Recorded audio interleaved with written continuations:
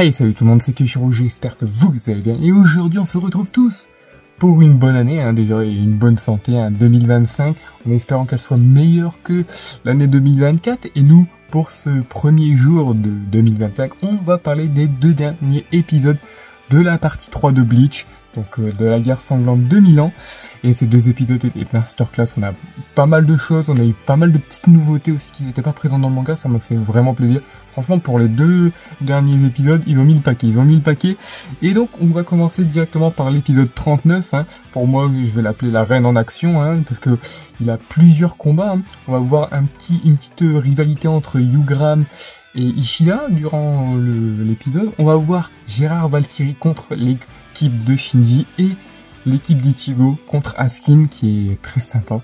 Donc on va déjà parler du début d'épisode où on voit Mimiyagi, donc Mimiyagi qui n'est pas encore mort, il arrive à soutenir les mondes. On voit qu'il est divisé, il fait des espèces de branches pour soutenir les mondes. On les voit que il est en train de disparaître, même s'il est toujours là. Il se bat jusqu'à la fin, il essaye de maintenir les mondes. On voit même durant l'épisode le monde des humains avec les sœurs d'Ichigo, qui a un gros tremblement de terre, elle panique et on voit que Karine garde quand même son sang-froid, mais Yuzu en mode « Ah, au secours !» Même si Karine, elle voit que le tremblement de terre n'est pas naturel. On voit aussi le Wekomundo qui est en train de se détruire, on voit le monde des humains qui est en train de pâlir, qui est en train d'être désintégré, mais Mimiyagi essaye quand même de tenir. Donc là on va parler sur la première confrontation, Ishida et Yugram. Donc Ishida et Yugram ont une petite intercation. Donc on voit que Yugram revient de son combat contre Base-B et il lui dit pourquoi Ishida t'es blasé comme ça? Et Ishida, j'adore, il lui retourne la question, toi aussi t'es blasé, qu'est-ce qui s'est passé? Et Yugram nous s'informe qu'il a vu le futur parce qu'il a les pouvoirs de sa majesté Iwatch. Et il lui dit, je sais ce que tu vas faire, Ishida. Et qu'est-ce que tu penses faire? Et donc Ishida, lui, il répond, ah mais t'inquiète pas, moi je vais pas trahir les Quincy, non, t'inquiète pas. J'adore, parce qu'il se trahit lui-même, parce que Yugram lui dit, j'ai jamais dit que t'allais nous trahir. Pourquoi? C'est ce que tu vas faire, gamin. C'est ça que j'ai bien aimé, ils sont en mode mindfuck, tu vois. Il essaye de piéger Ishida, et c'est très cool parce que on voit que depuis le début, Yugram n'avait pas confiance en Ishida, et c'est le début de leur affrontement entre guillemets, même si Ishida il veut pas l'affronter parce que ça va mettre en péril son plan, qu'on verra dans le prochain épisode, et donc on voit que ils sont sur le pied de guerre. Il y a Yugram qui veut affronter Ishida. Donc on va passer là sur le groupe de Shinji contre Gérard Valkyrie, parce que le grand moment de l'épisode c'est le groupe d'Ichigo contre Askin, donc on voit que le groupe de Shinji avance vers le palais du roi spirituel, j'allais dire. Ah oui, techniquement c'est le palais du roi spirituel transformé par Iwatch, et donc ils se font interrompre par Gérard Valkyrie qui arrive en mode All Might. La cavalerie est arrivée pour les stopper. Il veut faire du 1v contre tout le groupe, j'ai pas calculé ils étaient combien, mais il veut tous les taper. Et ce qui est sympa, c'est qu'on revoit Renji qui est de retour après son combat contre Ishida où il a perdu. Et ce qui est cool, c'est que Renji n'est pas mort parce que les Vizards sont intervenus. Les Vizards qui sont pas en mode spectateur, ils agissent. Ils ont soigné Renji pour qu'il puisse retourner se battre. Et ce qui est cool, c'est franchement, j'ai cru qu'il allait avoir un 1v1 contre Gérard Valkyrie et Bankai Renji. Mais non, on l'a pas eu.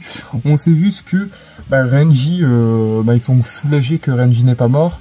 Il leur a expliqué que le groupe de Yori l'a soigné. Même si tu vois que les Vizards, ils sont dit que la blessure de Renji était un peu trop nette et qui était facilement soignable. Donc ils se doutent de quelque chose, que sa blessure était plutôt prévisible, un petit peu en mode je blesse mon ami pour que vous puissiez le soigner facilement pour tromper l'ennemi. Il le dit même Ishida, mais bon, ça on le verra ça plus tard. on le verra plus dans l'autre épisode, mais voilà. Donc c'est plutôt cool parce que Renji est de retour contre Gérard Valkyrie. Il me semble pas que dans le manga, il l'affronte vite fait, hein. Je me souviens plus, franchement je me souviens plus. Mais, et c'est cool parce que, ça switch entre les différents combats et on voit que Renji et Byakuya ont réussi à battre Gérard Valkyrie. Et Byakuya, sans qu'une forme de pitié, décapite Gérard Valkyrie. Il fait même une double attaque sur lui pour être sûr de le vaincre, hein, et pour être sûr que Gérard Valkyrie ne revient pas d'entre les morts. Donc c'est vraiment stylé, hein. Byakuya, il sait que Gérard Valkyrie qui est en train de faire son speech en mode ah, ça veut dire que j'ai aucune chance contre vous, ça veut dire que ça tient du miracle si je vous bats. Son pouvoir, le miracle. Et donc il le laisse pas faire. Et donc le groupe se dit bon, il est mort, on va partir. Donc nous, notre route va être tracée tranquillement. Et au final, Gérard Valkyrie revient à la vie, mais sous une forme beaucoup plus grande. il devient un géant, un titan de SNK, voilà. Hein, il devient un titan de SNK. Et franchement, c'est cool parce qu'il nous en apprend un peu plus sur son pouvoir. C'est plus il absorbe de dégâts, de blessures, tout ça, plus il devient grand et plus il devient puissant. Et il félicite les capitaines et les vice-capitaines parce que c'est la première fois qu'il atteint une taille aussi énorme et gigantesque. Et ce que j'ai bien aimé aussi, c'est le combo de Shinji et de Inamori. C'est plutôt cool parce que on voit que le capitaine et sa vice-capitaine font un combo ensemble. Il utilise le Kido plus son Shikai, parce qu'on rappelle que Inamori est plutôt assez douée en Kido, et on la voit en action est plutôt sympa, même si elle se fait un peu bolos. Elle se fait un peu bolos, mais faut rappeler que ça reste une vice-capitaine qui est maître en l'art du Kido. Elle est moins forte que Nanao en termes de Kido, mais elle reste polyvalente sur les deux fronts. Elle reste assez forte au niveau du Kido, un peu moins au sabre, mais on voit qu'elle arrive à manier les deux. Et malheureusement, ils se font dégager comme des moustiques, comme des mouches, hein, par Gérard Valkyrie qui déglingue un peu tout le monde. Hein. Il fait un souffle, un Fusroda, et il souffle et il balance tout le monde. Tu vois que même, Soifon veut balancer son Bankai, elle se fait éjecter. T'as Renji et Rukia qui veulent faire tag team mais se font défoncer par Gérard Valkyrie. Et donc le groupe de Shinji est vaincu. On voit aussi à un moment donné que Anatero et Rangiku voient Gérard Valkyrie géant. Donc, je dis ça, mais il est où Toshiro? Ils sont où Ikaku et Yumichika avec Toshiro? Mais bon, si elle a vu le combat, à mon avis, Toshiro il est pas loin. Ça va être plutôt sympa. Ça va être plutôt sympa, ça sera dans le cours 4. On a hâte. Et donc, voilà comment se termine leur combat, qui était plutôt sympa. Et donc là, on va passer sur la grosse partie de combat. Donc Askin versus le combat avec le groupe d'Ichigo. Hein. Donc Askin, on le retrouve, il fait un petit monologue qui nous apprend un petit peu l'histoire entre guillemets des Stern Ritter. Il nous apprend en fait en disant que voilà, l'île Barrow, ça a été le premier Quincy à recevoir les pouvoirs de sa majesté. Donc on le savait parce qu'il l'avait déjà dit, hein, l'île Barrow à Kyuraku. Mais bon, il fait le monologue à Ichigo. Et donc c'est lui qui devient le commandant, donc il dit c'est naturel, c'est le premier. Mais que Père Nida et que Gérard Valkyrie avaient déjà des pouvoirs avant d'intégrer les Quincy, avant d'intégrer la garde royale, que Iwaf leur donne un shrift, ce qui lui donne en déduction, et d'après la légende Quincy, il fait la supposition, il dit que Père Nida est donc le bras gauche du roi spirituel, et Gérard Valkyrie est le cœur du roi spirituel. Donc on a un petit peu la révélation de Gérard Valkyrie qui est le cœur du roi spirituel, donc qui est très très stylé, hein, qui est très très puissant, hein, Gérard Valkyrie.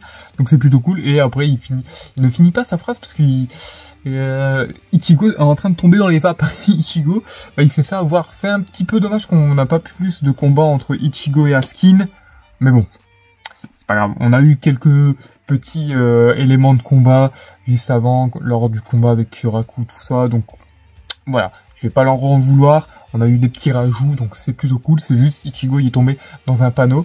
Et t'as Orihime et Chad qui veulent le sauver, mais il tombe exactement dans le même piège que Ichigo. Et donc on apprend que il a utilisé son Gift Bad, si je dis pas de bêtises, qui en fait diminue leur tolérance aux éléments. Donc là on a appris qu'ils font une intoxication à la pression spirituelle, donc ils ne supportent plus la pression spirituelle et donc font noyer sous la pression. Voilà, un petit peu comme quand Aizen était en face des potes à Ichigo en fait. C'est ce qui se passe. En gros là ils sont en mode humain lambda versus un Aizen boosté au Gyoku. En gros c'est un petit peu ça, c'est pour ça qu'ils étaient en train de se mettre en PLS.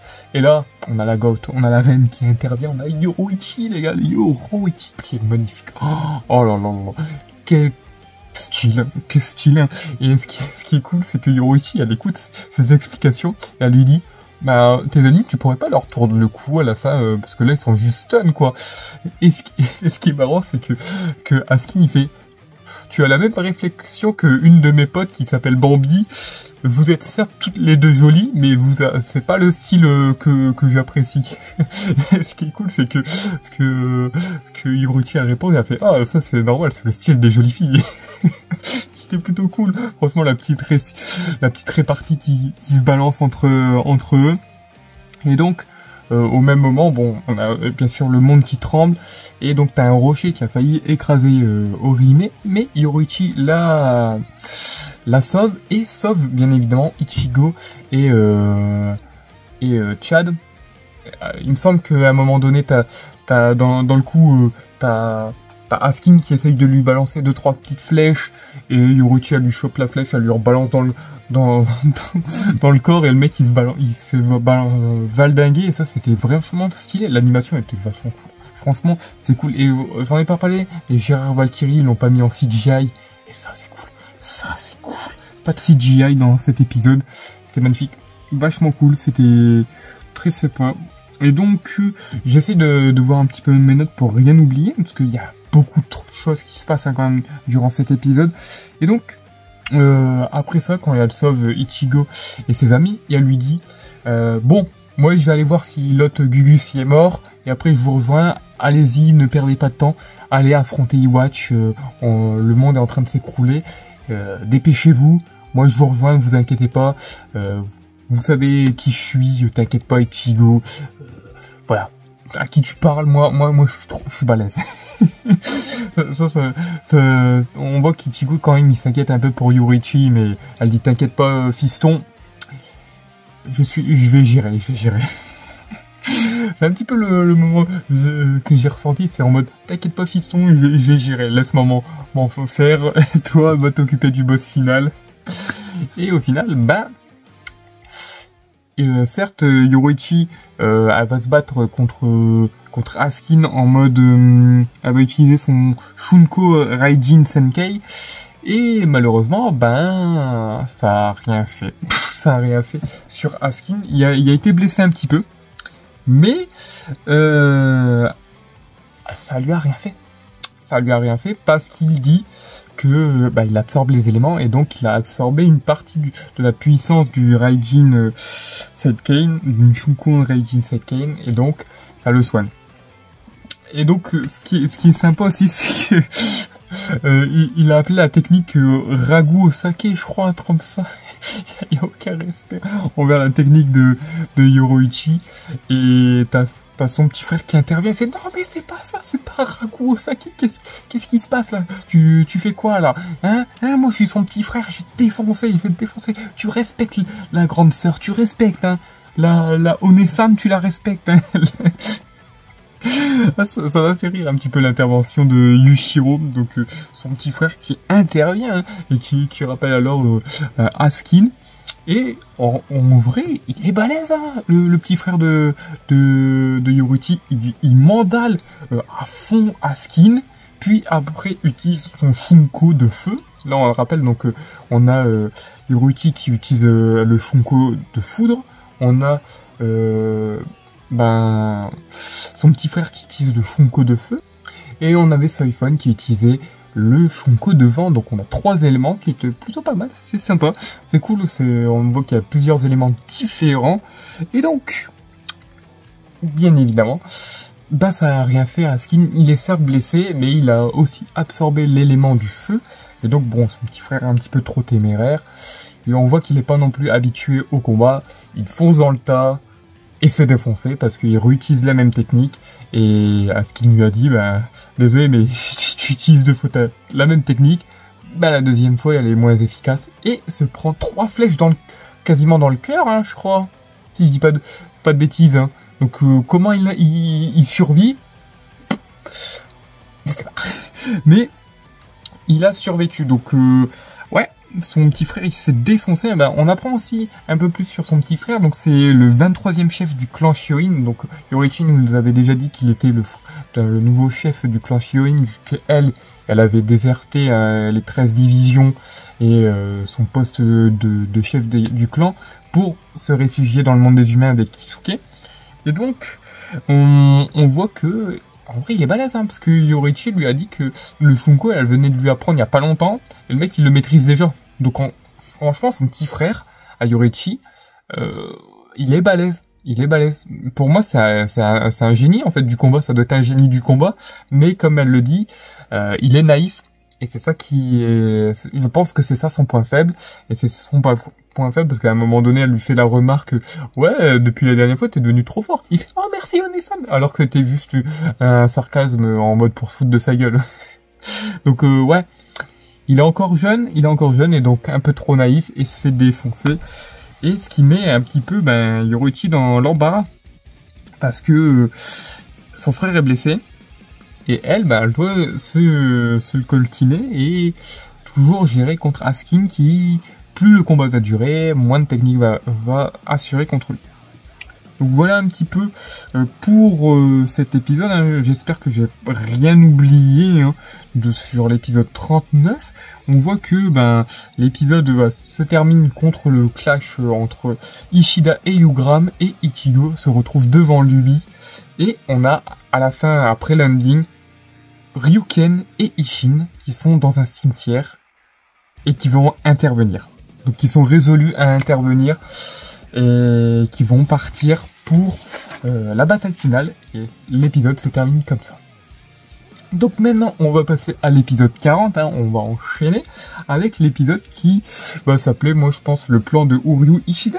Ouais, on en apprend un peu plus et cet épisode est surtout concentré sur Ishida et Ichigo. Et on a des petits moments sur différents types de combats. On va revoir un petit peu les combats avec Gérard Valkyrie. On va voir un petit peu le combat avec Askin. Donc on va, je pense, direct enchaîner avec Askin. Donc je vais juste revoir un petit peu mes notes ou ce que je l'ai noté. Donc avec Askin, donc on voit que Yoruichi est un petit peu dans l'embarras contre Askin. Elle essaye de s'enfuir pour protéger son petit frère qui est toujours en vie, qui a 2 doigts de mourir, et elle va essayer de s'échapper de lui. Elle va quand même réussir à aveugler Askin et lui donner une grosse patate et réussir à le faire valdinguer pour le retenir. On a aussi le combat entre guillemets des Bambis versus Iwatch. Donc on l'a pas, on sait juste que les Bambis arrivent devant Iwatch et elles vont se faire déglinguer. Elles vont se faire déglinguer à la fin, donc c'est plutôt intéressant de voir que même Iwatch endormi peut éclater des Bambis. Donc voilà. Tac. On a donc Gérard Valkyrie qui, toujours en géant, poursuit un petit peu les Shinigami, et il y a une séquence qui me fait penser à SNK, parce que t'as Inamori qui est planqué comme ça, et t'as Gérard Valkyrie qui regarde à l'œil en mode attaque des titans pour les écraser, et au final, elle se fait sauver par Shinji et les Vizards. Les Vizards qui mettent leur masque, et franchement, ce passage, quand je l'ai vu, enfin les Vizards. Franchement, on peut dire enfin les Vizards mettent leur masque. Enfin les Vizards mettre leur masque. Moi, ils vont se faire éclater. Ils vont se faire éclater. Ceux qui savent, hein. Ceux qui ont eu le manga savent. Mais ils vont se faire éclater. Mais, franchement, j'espère que pour le cours 4, vu que Tite Kubo a dit qu'il allait rajouter des combats, il allait rajouter des choses qu'on n'a pas vues dans le manga, et j'espère que on verra vraiment les Vizard full potentiel, full power, genre qui claquent tous leurs Bankai en même temps contre Gérard Valkyrie et qui se font tous déglinguer. Juste pour montrer la suprématie de Gérard Valkyrie et que t'as les héros hein, qui interviennent pour le vaincre. Ça, j'ai vraiment hâte d'en voir plus. Donc voilà, on passe un petit peu là des petits éléments parce que l'épisode est principalement concentré sur Uryu. Mais nous, on va d'abord parler des petits éléments et après on va repartir sur Uryu. Et donc, on a aussi le moment où on voit le Seireitei. Hein. Donc on voit que le Seireitei au final se fait attaquer par Lil Baro, qui est toujours en vie. Hein. Il est juste divisé en petits morceaux, mais le mec il se prend le Bankai de Kyoraku, il se fait attaquer par l'épée sacrée de Isane. Isane. Qu'est-ce que je raconte de Nanao. Donc il renvoie l'attaque, mais en fait le mec il est toujours en vie, ouais. Donc mais ce qui est cool, c'est que on voit Kira qui est pas dans un très bon état, hein, qui a des petits vieux de métal dans le corps, et qui a réussi à en tuer une.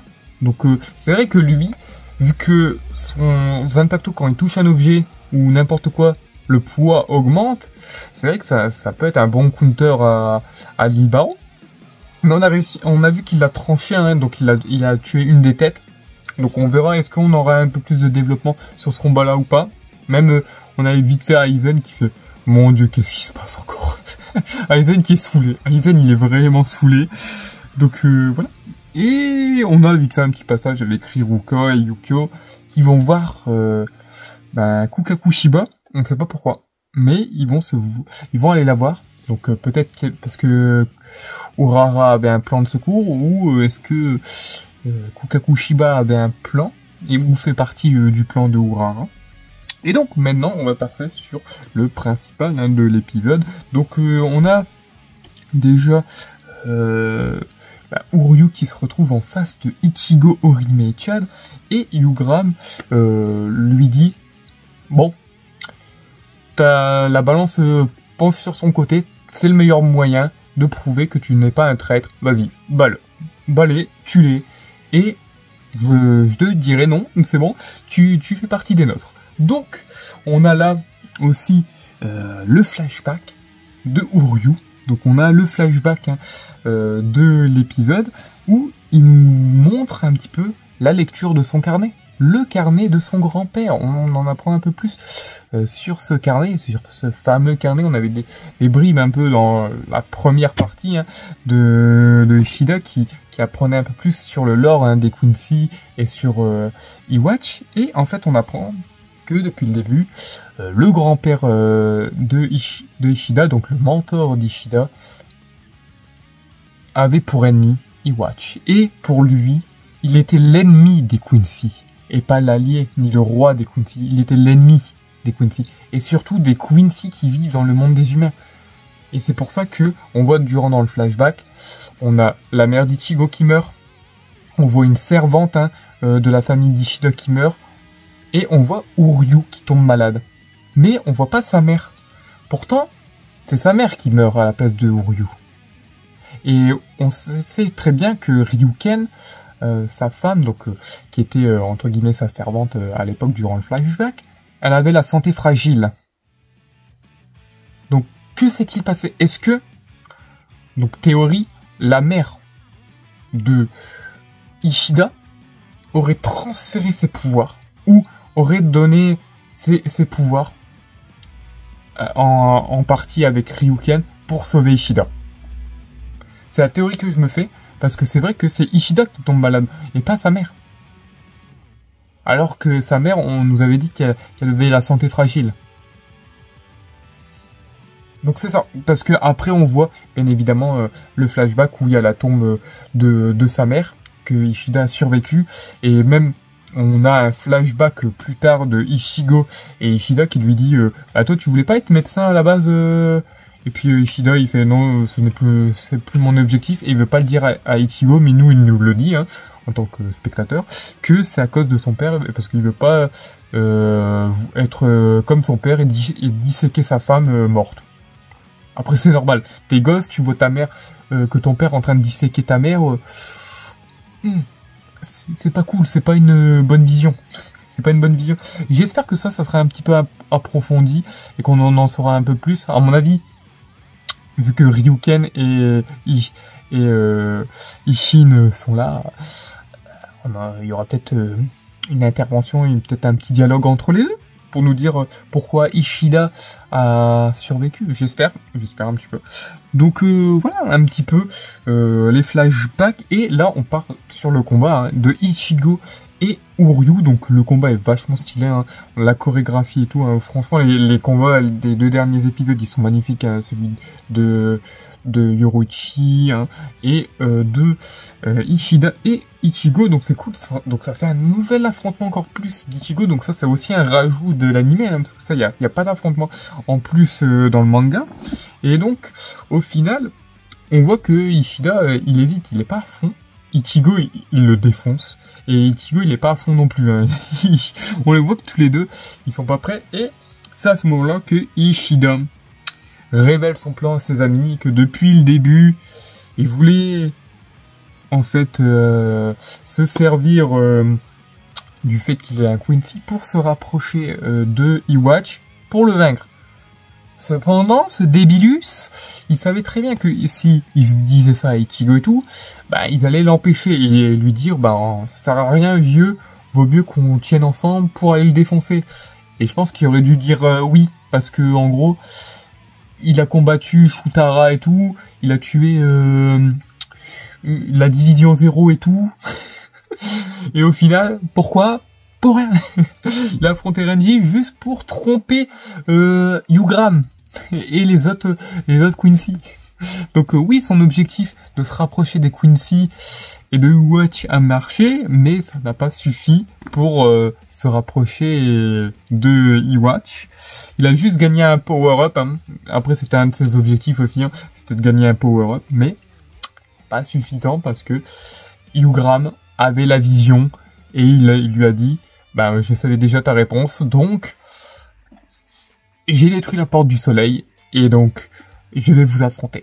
Voilà, Uryu, son but c'était de vaincre Iwatch, de se battre parce que pour lui c'était une affaire de famille, hein. Il voulait venger sa mère, il voulait venger son clan, il voulait venger son maître du terrible Iwatch, le tyran, hein, comme il l'appelle.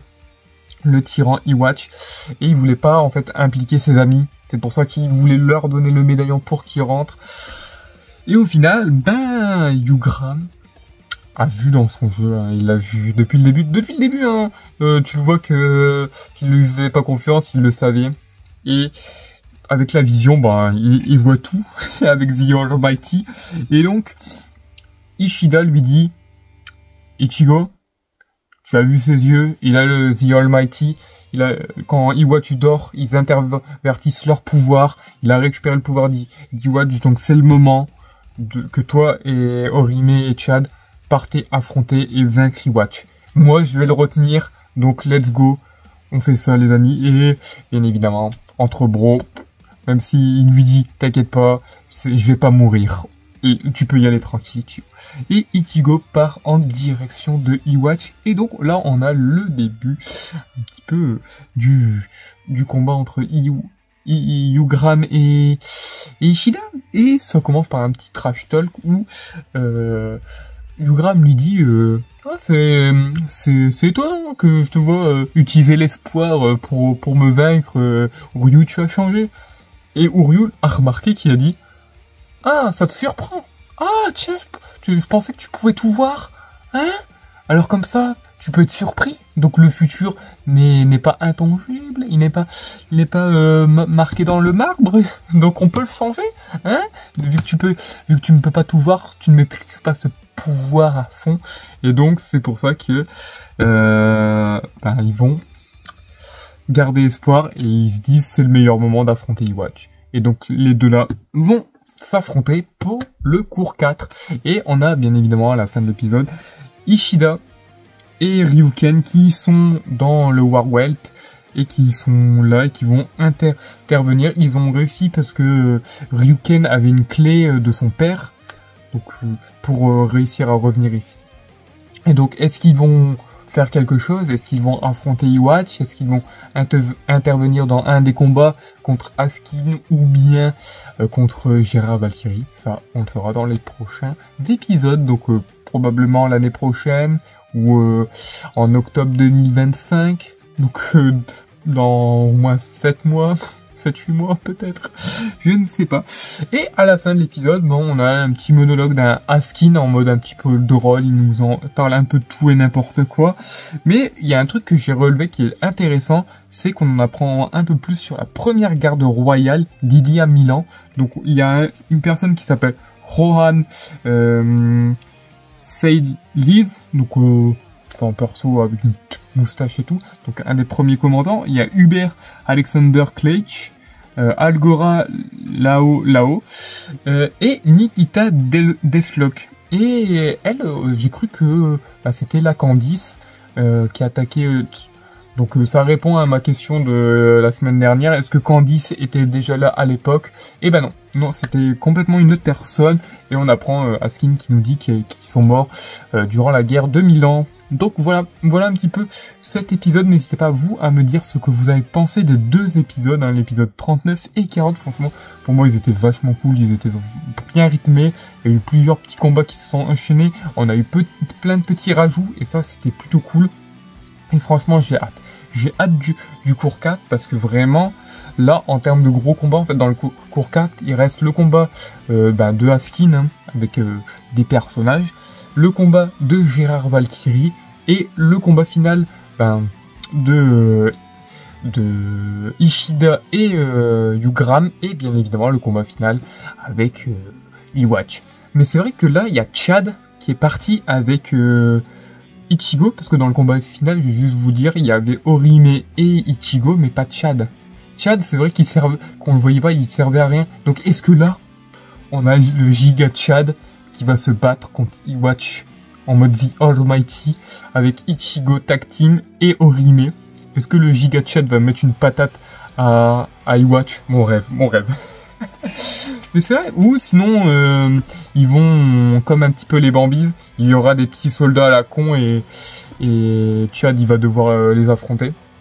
Je sais pas, mais franchement, s'ils changent un petit peu la fin du manga et au mieux de faire un 2v1, ils font un 3v1 et que là il faut vraiment des stratégies à 3, ça peut être vachement stylé, hein. Vachement stylé, donc j'ai vraiment hâte. Surtout que, comme il a dit Tite Kubo, je me répète, hein, qui va rajouter des parties. Est-ce que Chad va avoir un combat supplémentaire? Ça serait cool parce que c'est vrai que là, quand tu te dis, il y a tout le monde qui interviennent à part Chad. Chad est un peu en second plan. Bon, t'as Ganju, on sait pas où il est parti. Il est parti se planquer, c'est vrai que Ganju, j'en ai pas parlé, mais il est où? C'est vrai. Donc voilà. Donc n'hésitez pas vous à me dire ce que vous en avez pensé. N'hésitez pas à mettre un like si la vidéo vous a plu, à mettre un dislike si la vidéo ne vous a pas plu. Et nous on se retrouvera quand le cours 4 sortira. C'était Kyoshiro, prenez soin de vous. Moi je suis content aussi hein, parce que la vidéo des 10 ans est sortie. Et donc merci, hein, merci de me suivre. Et on est de plus en plus à suivre la chaîne et on va continuer à évoluer. Hein. Donc merci beaucoup. Sur ce, moi c'était Kyoshiro, prenez soin de vous. Ciao.